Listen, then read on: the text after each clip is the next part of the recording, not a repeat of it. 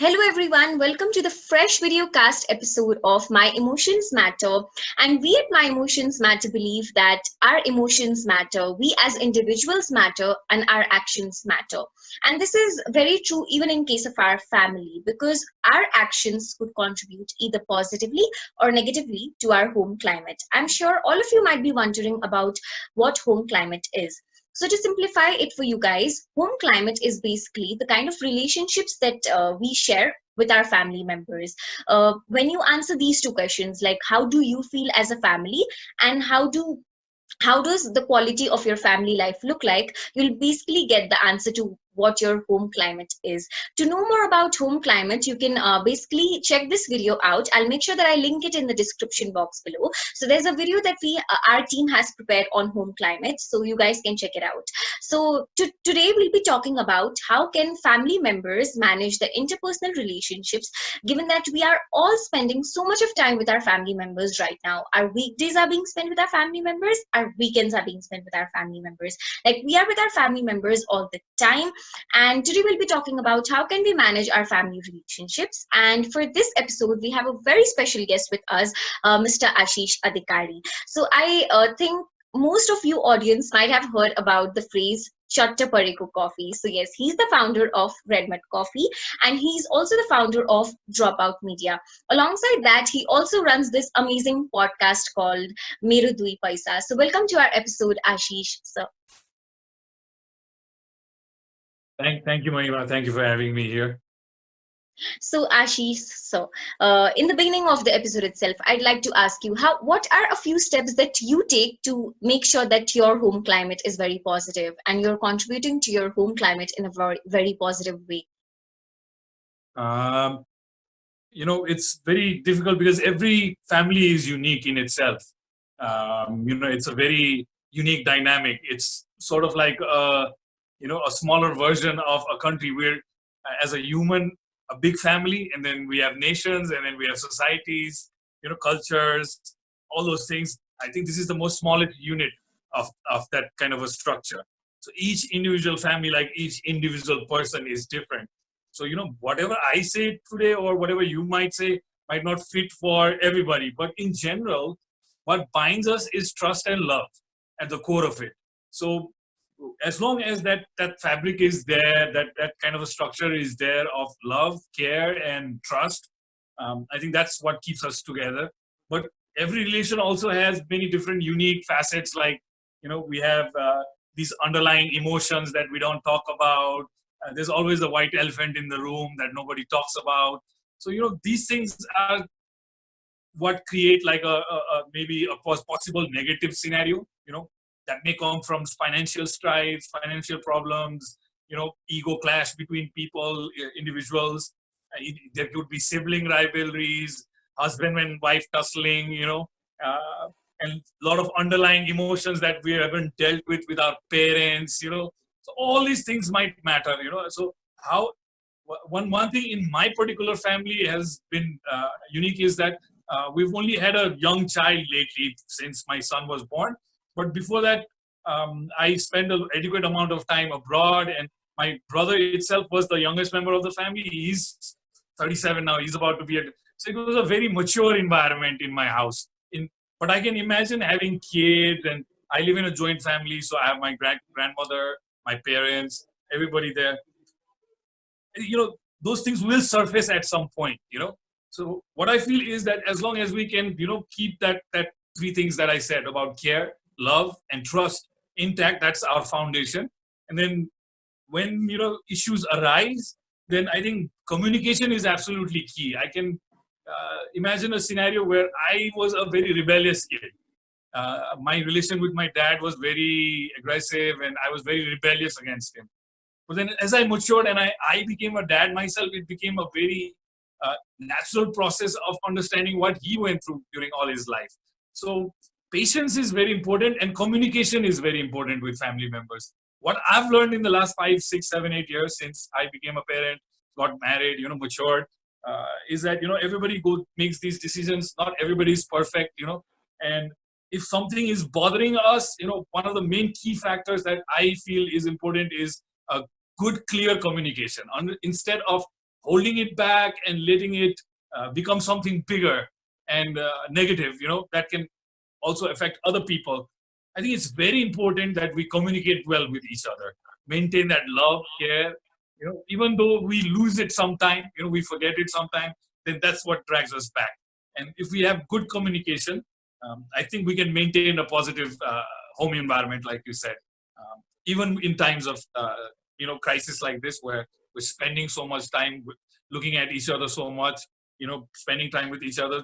So it's a natural process that at some point we may find ourselves arguing or debating about certain things. In my family, I can have a completely different political opinion than my brother, and that's fine. We should accept it that he's an individual in himself. He has his own opinions, and I have my own opinion as well. But we sit in the dining table and we talk about it. So I think that's very important. Talking to each other, letting each other know how you feel, sharing is the key word. So create an environment of sharing. That's what I say. I think one beautiful learning that I have from your answer is communication is the key. So in case of family members also, communicating, like as you said, with you and your brother might have agreed to disagree. So you communicate about your differences in opinions at the dining table, which makes it easier for you to, deal with any sort of things that might be otherwise swept under the rug. So communication is the key in case of family members as well. And as you already said that you have a little child at your home, and given that there are so many schools that have began online schooling now, that has increased the responsibility in the parents' shoulder, because now the parents also need to take care of their child's education. So how do you distribute and divide these responsibilities among yourself and your wife to take care of your child's education at this point in time? I've been a big critic of our education system. I dropped out college twice. So I always told my wife that, if I had the opportunity to homeschool my son, I would love to do it. If I had the flexibility, freedom to stay at home and spend that amount of time. I've even joked with her that, if she goes out to work, then I don't mind being a stay-at-home dad. I would love that. So God and universe and, this whole situation has given me this opportunity. So in some ways, I'm actually enjoying it in some way, that I get to spend some time with my son and, try and make a difference in his future tomorrow. Most of the time we hand this job to all the teachers in school, whatever institutions we put them in, we leave them there and then we believe that they're learning something and that's good enough. But I've always believed in, even with since he was 3, I always talk to my son about like how he feels, what did he learn. So I've always been that sort of a parent. So this opportunity has actually provided me adequate time to do what I was always talking to my wife about, which is now you have enough time, now spend some time. So what I've done in terms of making sure his education is continued is he's just gone on to the first grade. I've got him some pretty, I don't find those applications in the Nepali application market, but I've bought him some foreign applications. He's obviously going to try and use technology in one way or the other. So why not divert him from doing things that don't add any value to his life, and rather find him games and activities and, applications that provide some sort of, aid towards his education as well. So I've downloaded some interesting applications for him, which he's learning on his own. Like I'm only there to monitor and just make sure that he's, on track. Rest, kids today, they've already adapted to this technology and that it's a very natural process for them. I think we shouldn't keep kids from, using technology. I'm always advocating that we should allow them, but we should also be monitoring what they do online. That's one proponent. In terms of splitting responsibility with my particular scenario with my wife, it's very clear that's my job as a dad to make sure his homework are done and everything. My wife is taking care of other responsibilities like, making sure the food is on the table and everything. So we just share this burden with each other, and it's a very clear understanding. Sometimes, like a few weeks ago, I was busy with so many webinars and attending these activities. During that time, I asked my wife, make sure that you just monitor what he's doing. Rest is up to him. And I also feel that we shouldn't put pressure on kids right now, or in any scenario about education. It's important that they learn, but it's not important that it has to be from the curriculum and the book. As long as they're learning something new, like you could take them out to the garden and teach them we first time introduced my son to gardening. How he studied that in the books, but he got to practice it in real life. I asked him to help with the household chores. Right before we started this room was pretty messed up because he was doing his arts and craft and there was paper everywhere. So I asked him to come and make him responsible. That you met the mess, so now you help me clean it up as well. So I've just been participating with him in this way, where instead of just giving him lessons and making him do homework, why not use this time to give him life lessons? And that sort of a, and we share with my wife. I share that time. Sometimes I don't feel like doing it. I request her to do it. Most of the time she doesn't like doing it. That's her break time. So that's when I take care of the son and take care of the homeworks and all those things. So I think one very important learning that I have from your answer is that at this point of time, parents could consider this time to be a time where they could, actually inculcate life skills among their children. Like in your case, you just ask your son to help you out with various chores, and while doing that you're making sure that your kid is learning. Maybe he's not learning something from the curriculum or from the books, but then he's learning something that he can apply in the real life, and that is so important. So in case, as you already stated, that sometimes taking a break for yourself is so important, and given that we are spending so much of time in our families right now, our me time and our we time could get very blurred. So how do you manage to take your personal space, and how do you manage to create that balance between your me time and your we time when you're spending so much of time in your family? Individually, from very young, like I said, I was rebellious. I'm a reclusive person. If I'm reading, then I'm reading. Everybody knows. Nobody comes to bother me. But you may find this kind of a situation. If even space matters, the way your house, your living space is designed or created. So I have my personal room. Like this is where I zone out. This is my room where all my meetings happen. I have a little office here. I have a little bed here. So if I feel like meditating or just laying down, so I created my own space. And there's usually after lunch, after the morning meal, there's a period when 3-4 hours everybody goes into their little me time space and nobody comes out for some hours. But then it's also important that especially during the meals we're together. In the mornings when we have our meal we are together, in the evening we are together. But I think it's just that some people really consciously ask for it. Like for me it is very important, the me time that you mentioned, and I let my family know that please don't bother me for the next 3 hours. I'm busy with this and I need some time to concentrate or finish this book or something to focus on. And they respect that.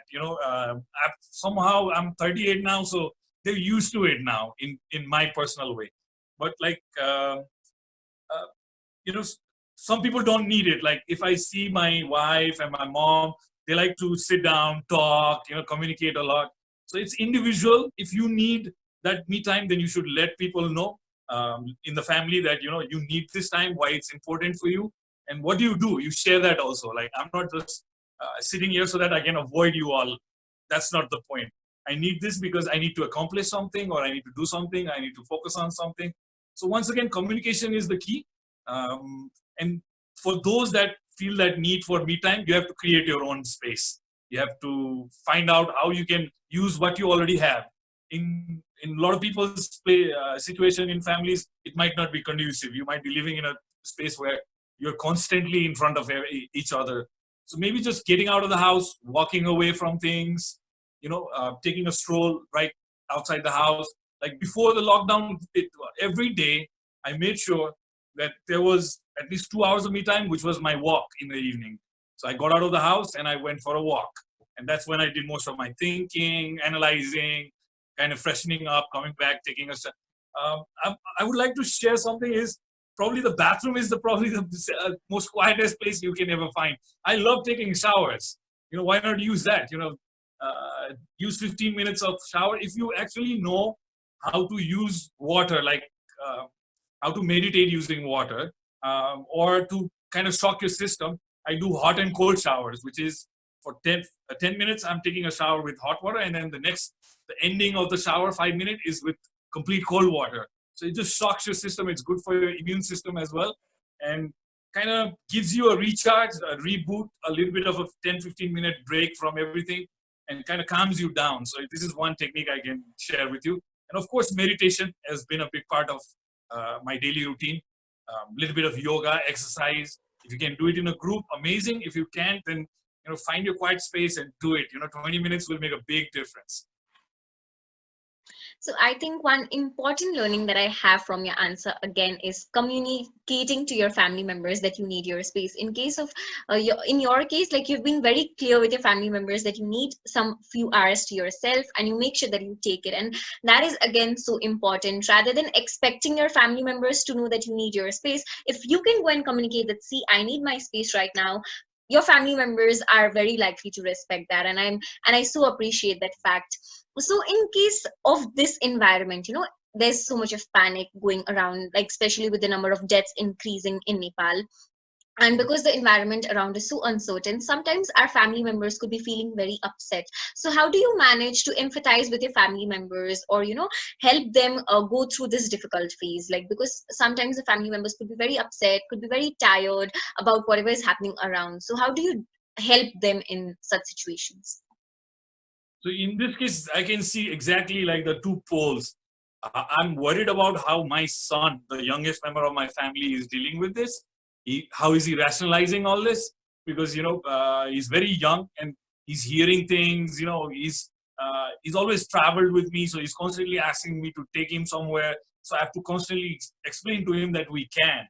So how do I rationalize that to him, to a 5.5-year-old, 6-year-old? And then there's another spectrum, which is my grandmother, who's absolutely, probably very alone, and she's hearing these things. She's talking to the neighbors from the roof and passing on information. So kind of give them right information. Let them know that what's going on outside.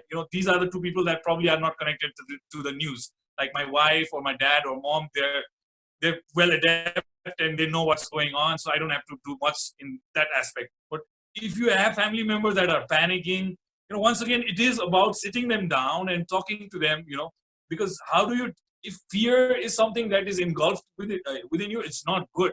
It creates other things, you become reactive, anxiety, depression. So, if you sense that somebody is in fear, the best thing you can do is sit in front of them and, take some of that fear from them, like share it, ask them to share it. It may take some attempts, but eventually they will talk to you. They will let you know what's going on, why they're feeling that way. And, we in our society, what I've seen is that even while growing up, Mahima, like I, as a teenager, as a 20-year-old, and then I stayed such a long stint of time away from home. So it was very difficult for me to come and kind of gel up in a living independently to back to living in a joint family. It was but what I realized in that, first 30 years of my life I was missing was I wasn't really communicating with my family. That's one thing I really would like to share. When you sent me the email, this is what was going on in my head, is that what have I learned in the last 1 decade after being a family man myself is that, we have all these emotions and responsibilities, ambitions, all these things within us that is, telling us to do certain things. But this situation has given us opportunity to rekindle family members, a relation with our family members. It's up to us what kind of choices we make now. So what I'm saying is, when I was younger and I didn't understand things, I only felt my emotions riled up, and I only felt like I was being cornered, or if I always talk things that are a bit rebellious and out of the box. So I wasn't easily accepted. But then later on, I understood that I'm a different person. Each individual in my family is a different person. But then we as a family, as a unit, are one. And I started to communicate more with them. Like, I'll share a story with you where I'd probably never been hugged by my dad till I was probably 30 something. But I made it a point to go to him because I felt I was now knowledgeable enough to understand emotional intelligence, that, maybe he was going through some really rough times. I could be in his shoes and look at things from his perspective. And maybe this is what, and he's still here with me, so why not go and hug him now? So I shifted that culture in my house, where there wasn't a culture of like sharing and hugging. Not just me, then if I take an action, then, my brother will do the similar thing. My sister might do a similar thing. And then the environment in the house slowly starts shifting. We start talking, we start sitting together, If I have a problem now, I can tell them. I'm not just cornered in my room and just boiling up in that emotion. So it is very important. This is something that I learned the hard way after almost missing out on this kind of love and affection for 30 years. So if you're listening to this, I encourage you, just go and give everybody a hug today and just see what happens, and take it from there, one step at a time. Because at the end of the day, these are the people that love us the most. These are the people that probably want the best for us, and we want the same for them. So it's just that we need to open up. We need to kind of get rid of that white elephant in the room and start talking to each other, sharing things with each other. I think one beautiful learning that I had from your answer is that how a little action that you took contributed to a positive home climate in your case. Like, you started creating a culture where people would share their feelings, where people would just hug each other, where people would share that emotional intimacy with each other. So that one action that you did actually contributed to a positive home climate, and that is something that we would also like to reinforce among our audience, that our actions can actually create a positive home climate. To know more about how can we actually create a positive home climate, we are soon going to launch a virtual session on home climate. So if you'd like to know more about that session, you can either comment below, or you could also reach out to us via our social media. And thank you so much, Aashish sir, for being a part of this conversation today. Is there anything else on this topic that you'd like to share? Yeah, something that's been coming to my head right now is that technology has kind of intruded in our life a lot. I'm also on it a lot. So I only want to say a parting word is, yes, this is one way we kill time, or, I'm reading on my mobile, I'm listening to audio books, but then it's also important to consciously put it down and make sure that, you also give time to the people that are in your house, find out what's going on in their world. I've heard about my young colleagues are telling me that they have Viber groups in the house where they're not even talking to each other. Now that's being done virtually. Whatever we do tomorrow, one of the most important skills as a business person, as a professional, post-COVID, whatever, one of the key essential things we need to learn is things that happen in the real world. So we're losing that skill. This right now was I hope to meet Mahima someday face to face. That would be more, a better way of knowing each other.